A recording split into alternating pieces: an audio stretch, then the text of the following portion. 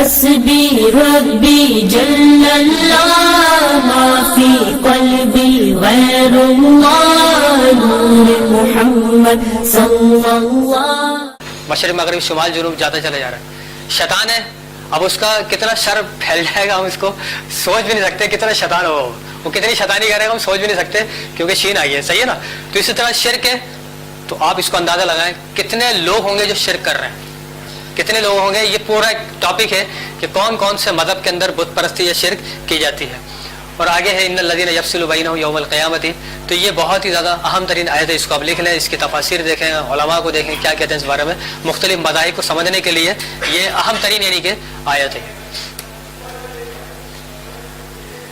Oxford university نے ایک تحقیق پیش کی تھی کہ دنیا کے تقریباً 57 ممالک کے اندر غالباً یہ تحقیق کی گئی تھی کہ دنیا کے اندر کتنی قومیں بستی ہیں اور ان کا تصور کیا ہے, کیا وہ خدا کو مانتے ہیں یا نہیں مانتے.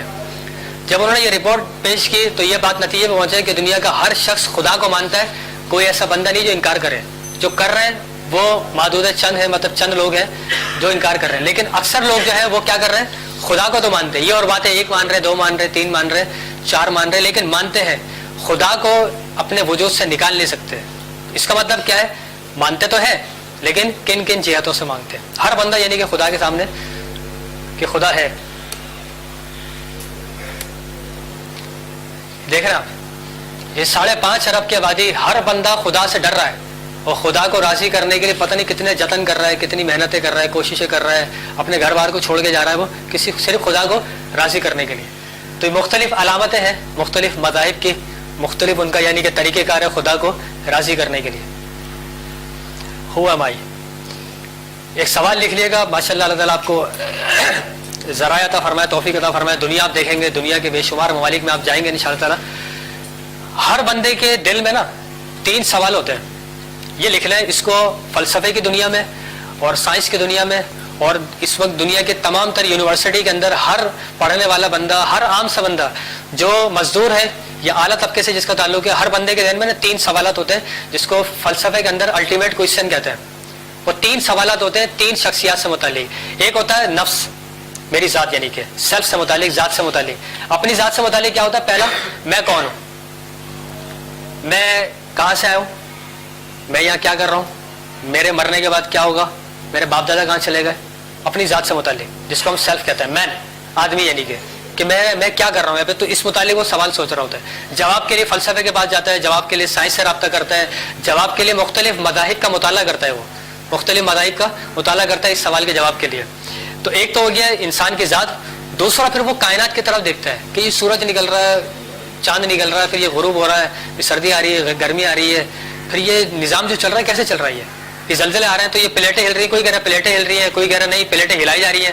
صحیح ہے نا, بات ہے یا نہیں ہے. تو یہ کیا ہو رہی ہے, تو بندہ کائنات کے نظام پہ غور کرتا ہے جس کو ہم کائنات کہتے ہیں, یونیورس. مین پہلی بات, دوسرا یونیورس ہو گیا کائنات سے متعلق. تیسری بات یہ ہوتی ہے کہ خدا کیا ہے. خدا ہے تو خدا کی ذات کیا ہے, وہ کیسی ہے, کس طرح نظر آتی ہے, کس شیپ میں نظر آتی ہے, پہاڑوں میں نظر آئے گی, سمندروں میں نظر آئے گی, کسی پتھر میں نظر آئے گی, کسی لوہے میں نظر, خدا کس طرح نظر آئے گا, اس کی کیا یعنی کہ حالت ہوگی. تو خدا سے اچھا خدا ہے تو خدا کو کس نے بنایا. تو یہ 3 سوال ہے جو وہ سوچ رہا ہوتا ہے. اپنی ذات سے متعلق پہلا, دوسرا کائنات سے متعلق, تیسرا خدا سے متعلق. اس کو کہتے ہیں ہوم آئی. اور پوری دنیا کے مسلمان جو ہے نا, مطلب 2 رکعت نفل بھی پڑھتے ہیں تو ایک دعا کر رہے ہوتے ہیں, اہدنا الصراط المستقیم.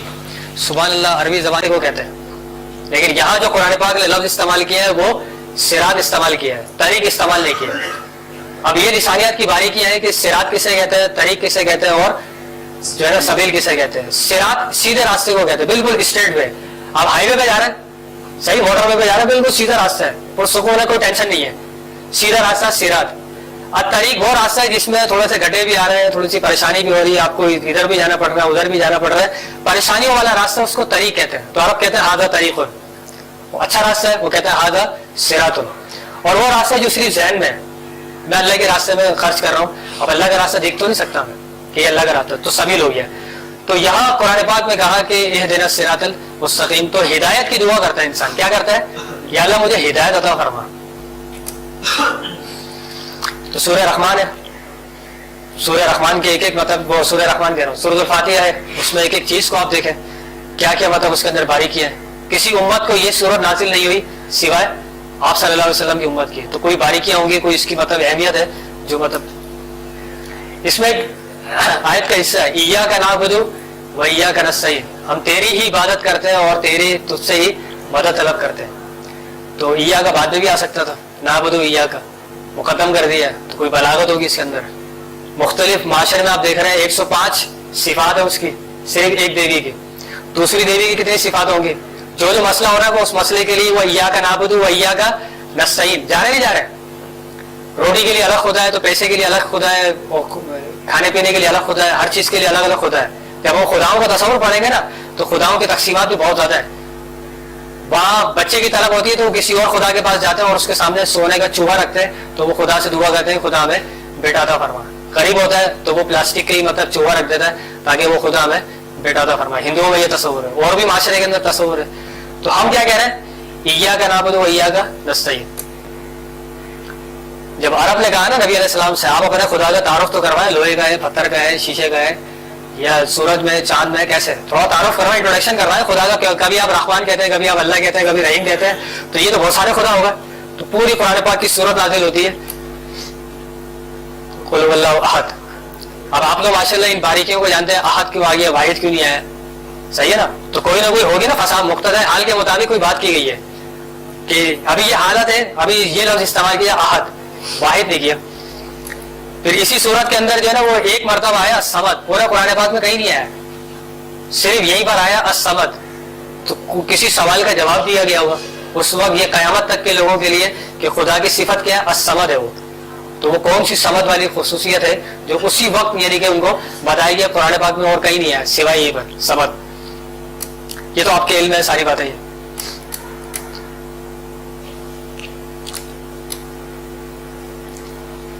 اتنے سارے خدا ہیں, نبی علیہ السلام خدا ایک خدا کی بات کر رہے ہیں. تو عرب نے کہا کہ تھوڑا سا کمپرومائز کر لیں, آپ مفاہمت کر لیں, ایک سال ہم آپ کے خدا کی پوجا کر لیں گے, ایک سال آ کے آپ ہمارے کسی نہ کسی خدا کی عبادت کر لیجیے. 360 تو رکھے ہوئے, ہر دن کے لیے خدا ہے, تو آپ کسی ایک خدا کی عبادت کر لیجیے. تھوڑا سا کمپرومائز کر لیں, یہ تقابل نہیں کریں آپ. یہ جو تقابل ادیان کر رہے ہیں نا, نبی علیہ السلام عیسائیت میں فرق کر رہے ہیں, یہودیت میں فرق کر رہے ہیں, مجوسیت میں فرق کر رہے ہیں, اور مختلف مذاہب کے ماننے والے اس وقت نبی علیہ السلام کے سامنے تھے. تو آپ تقابل کر رہے ہیں, تقابل چھوڑ دیں, آپ وحدت ادیان کی طرف آ جائیں. تمام ادیان برابر ہیں. تمام ادیان کیا ہے؟ برابر, جس کو کہتے ہیں ریلیجیس پلورلزم. اس وقت دنیا کے اندر پھیلایا جا رہا ہے, بہت سارے مذہب ہے بھائی, کس مذہب کو جو مذہب کو ماننے والا ہے نا سب کو اڑا کے رکھ دے گا وہ. تو ایسا کرو سب اپنے اپنے کمپرومائز کر لو, وحدت ادیان. سارے ادیان ایک ہی ہیں, سارے ادیان سچائی کی بات کر رہے ہیں, سارے اخلاقیات کی بات کر رہے ہیں, سارے خدا کی بات کر رہے ہیں, ایک ہو جاؤ. ہے یا نہیں؟ وحدت ادیان یہ نظریہ پیش کیا جا رہا ہے, اور اسلام کیا پیش کر رہا ہے؟ تقابل ادیان. حق کیا ہے, باطل کیا ہے, بتائیں گے آپ کو کہ خدا کا تصور کیا ہوتا ہے, سچائی کیا ہوتی ہے. تو یہ صورت نازل ہوتی ہے, اور اس میں جو ہے نا پھر تصور ہوتا ہے. اسی کی بنیاد پہ جو ہے نا انسان جنت میں جائے گا, اور اسی کی بنیاد پہ جہنم میں جائے گا. سورۃ الکافرون آپ پوری صورت کو دیکھیے گا اس تناظر میں کہ وحدت ادیان پیش کر رہا, حضور نے منع کر دیا. پورا قرآن پاک میں کہیں کافروں کو مخاطب نہیں کیا, سوائے یہیں پر مخاطب کر کے ان کو جو ہے نا بات کی گئی ہے. تو آج 14ویں صدی کے اندر بھی جو ہے وہ 14ویں صدی 21ویں صدی کے اندر بھی مطالبہ کیا کل کہ نبی علیہ السلام کی سنت پہ عمل کیا جائے. قل هو اللہ احد, قل یا ایھا الکافرون. تو یہ سنتیں ہیں جو نبی علیہ السلام کی ادا کرنی ہے. یہ وہ جگہ جس کو ابراہیم علیہ السلام اور اسماعیل علیہ السلام نے آباد کیا تھا ایک اللہ کے لیے. 360 بت رکھ دیے. یہی نبی علیہ السلام کی پیدائش ہوتی ہے. ایران کا آتش شعلہ بجھ جاتا ہے, کیسر و کسرا کے ایوان ہل کے رہ جاتے ہیں, یہودی عیسائی خوش ہو جاتے ہیں کہ آخری نبی آ گیا. تو پتہ چلا کہ وہ کہیں اور ہو گئے, تو ناراض ہو گئے وہ. تو یہ آیت بندہ ظاہر ہوا تو دنیا کی سمجھ میں نہیں آئی, دنیا کو سمجھ میں نہیں آئی کہ ایک شخصیت پیدا ہوئی ہے. تو دنیا جب دنیا میں آ گئی, پھر انہوں نے اپنا یہ تعلیمات کو پیش کیا, تو اپنی زبان اقدس سے ایک جملہ فرمایا,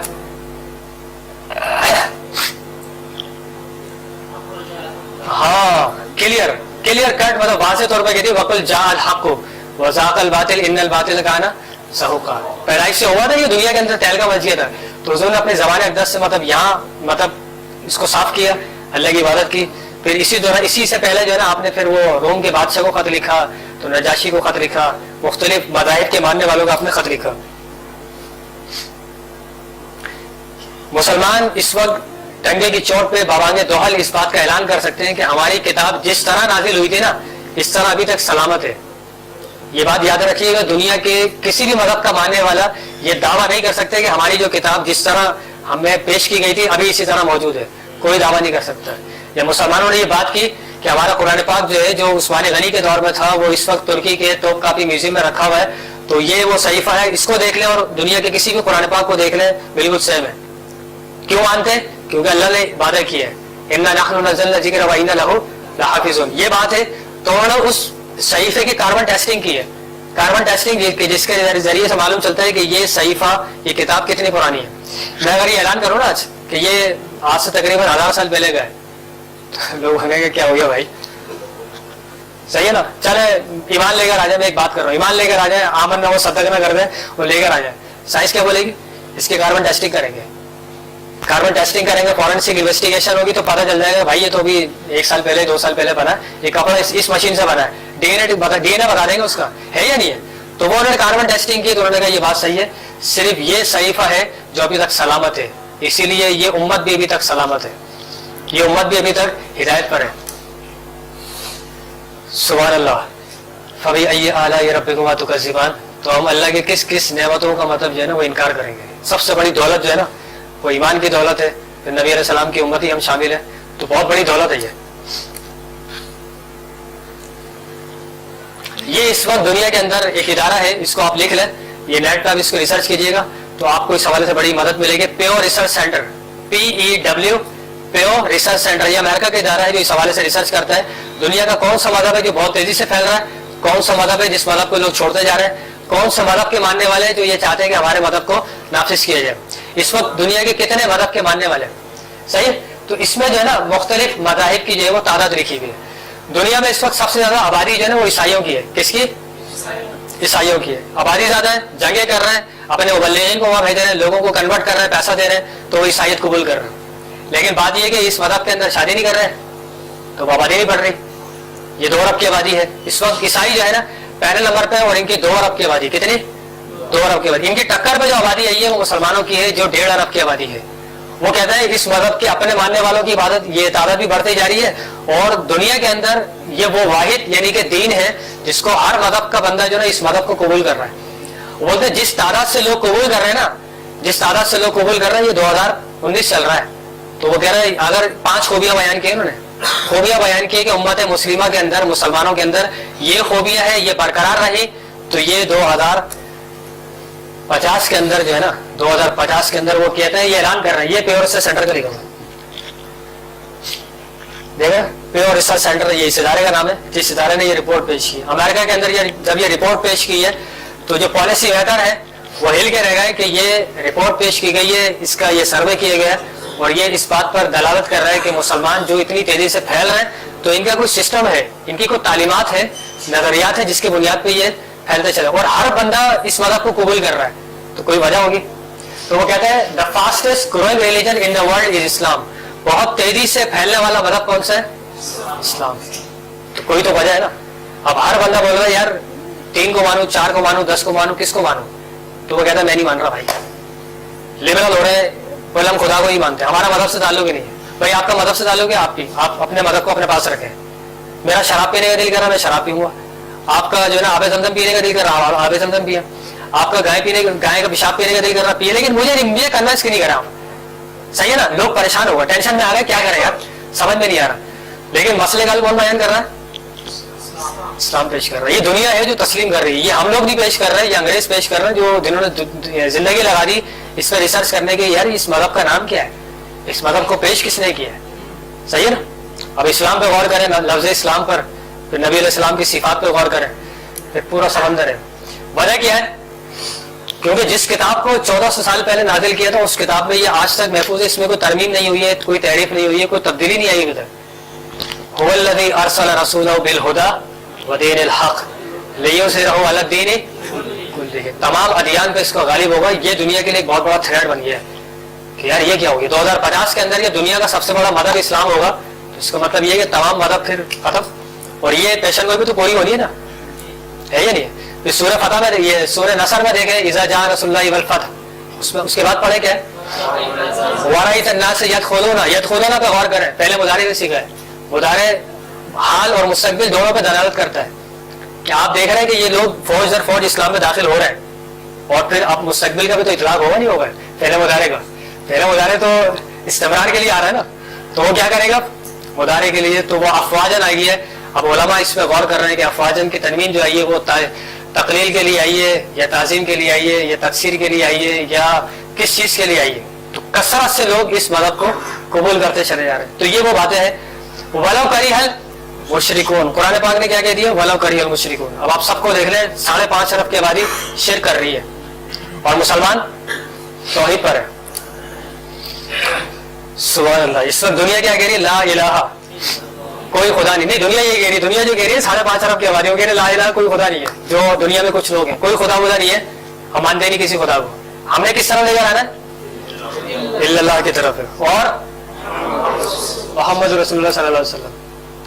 करना क्या है, एक आम शख्स है, मजदूर है, दुकान पे काम करता है, ऑफिस में काम करता है, आम शख्स है, वो दुनिया के मुख्तलिफ शोबे से उसका ताल्लुक है, डॉक्टर है, इंजीनियर है, साइंटिस्ट है, हर शोबे से उसका ताल्लुक है, वो अपने खिदमत सर अंजाम दे रहे हो। बस थोड़ा सा टाइम है, बस ये आखिरी चल रहा हूँ।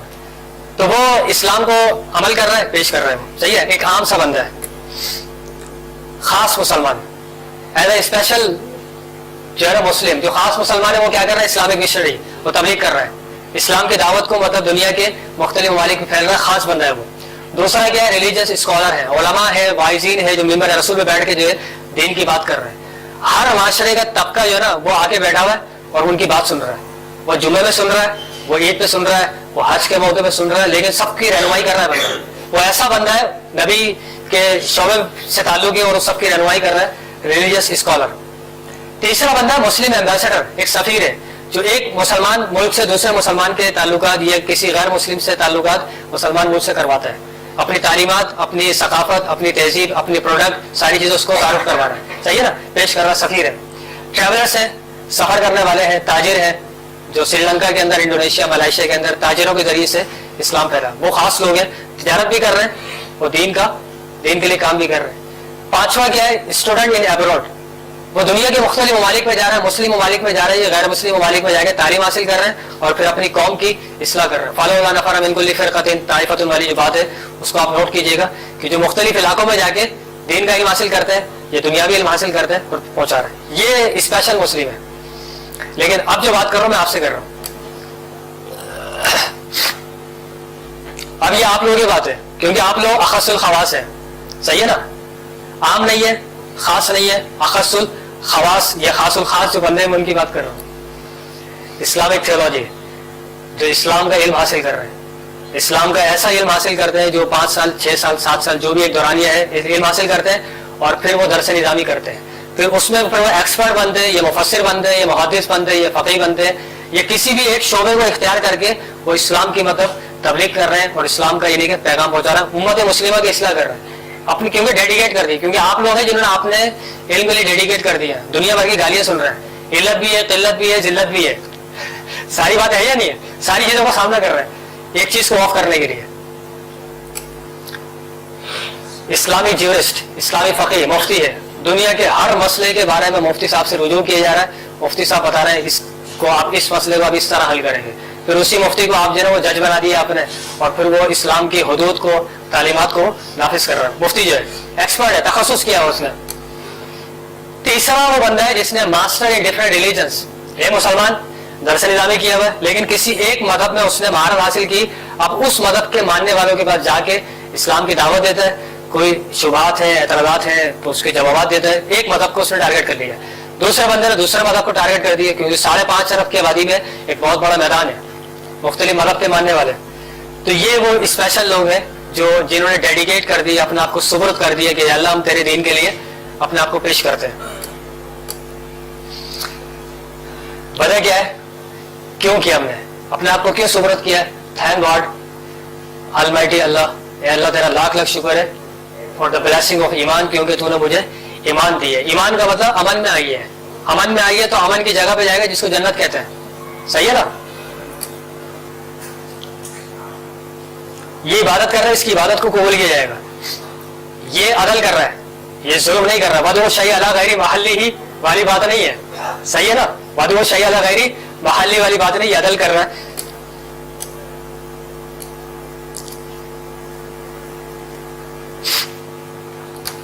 یہ دیکھ رہے ہیں آپ,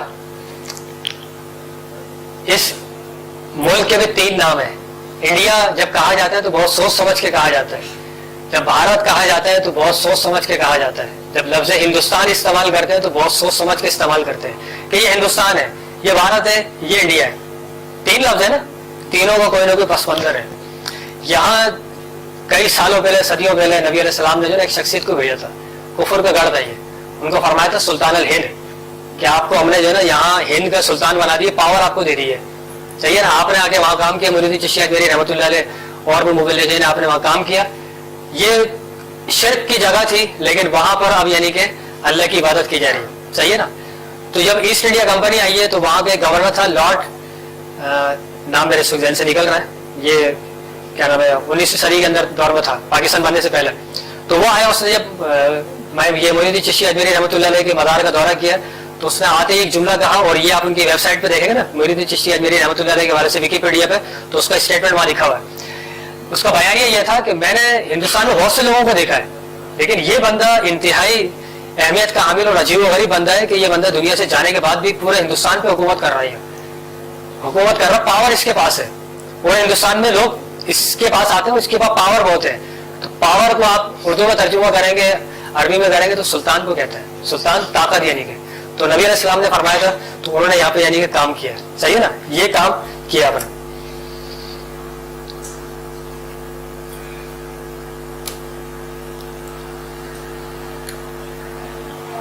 بات ہماری وہی آ گئی, 5.5 ارب کی آبادی ہے, اب کرنا کیا آپ نے, آخری 2 سلائڈ رہ گئی بس. کرنے کا کام کیا ہے,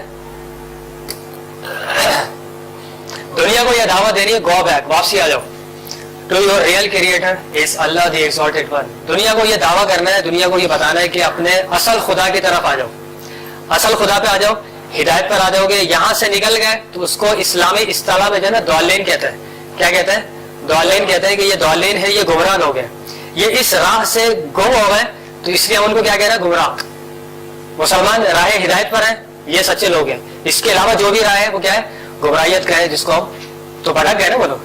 وہ کہاں جا کے خدا کو ماننے میں کمی نہیں ہے, خدا کو راضی کرنے میں کوئی کمی نہیں کر رہے, لیکن بات یہ ہے کہ کسی اور جگہ پہ مان رہے وہ لوگ. بس یہ ایک آخری بات تھی جو پیغام یعنی کہ دینا تھا. حسبی ربی جل اللہ ما فی قلبی غیر اللہ نور محمد صلی اللہ لا الہ الا اللہ